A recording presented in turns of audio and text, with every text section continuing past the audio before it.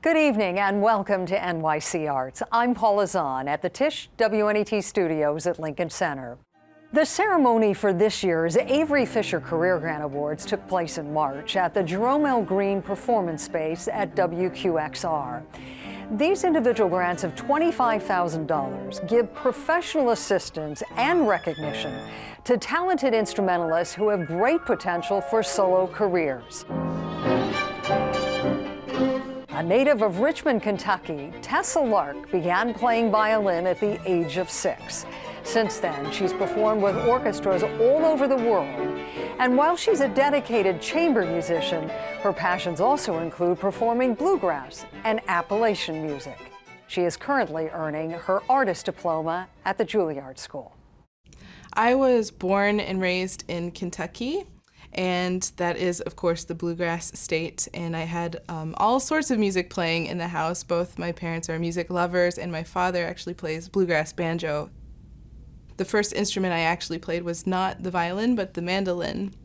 Really wanted to play the piano, but since we didn't have an actual piano, the teacher we found suggested that I start the violin. Apparently, 8 months later, at the age of 7, I declared myself a violinist.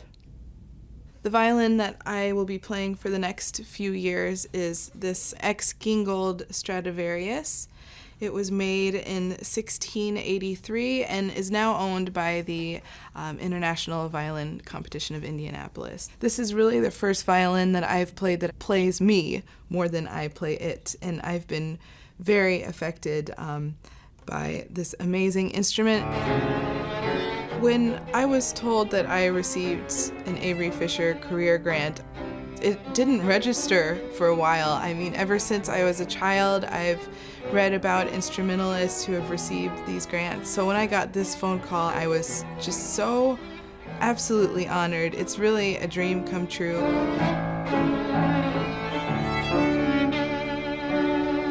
The pianist that's playing with me tonight is Amy Yang. And she's been a colleague of mine that I've admired for so long. She is just a fantastic person and such a poetic artist.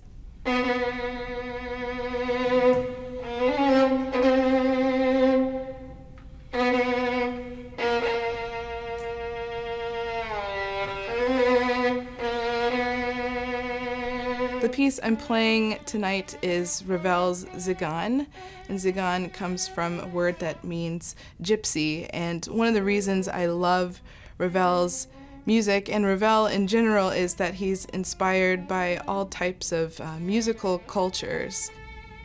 You can never trust that the music is going to stay in one place for too long, and it's just so stream of consciousness, so exciting and flavorful, and I absolutely love playing this piece.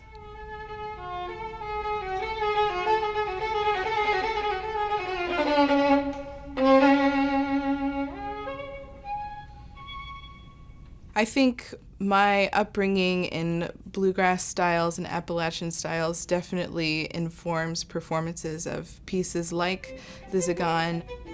With Ravel, this piece, he's so detailed. The piece doesn't need much done to it.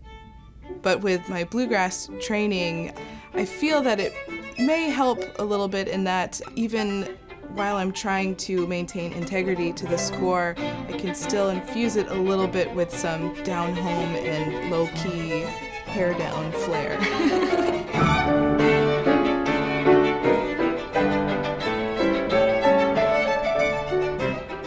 It's in basically 2 parts. There's a very extended violin cadenza, and it just seems like this amazing soliloquy in a way of a gypsy on the street, just finally alone, getting to just let everything off his or her chest.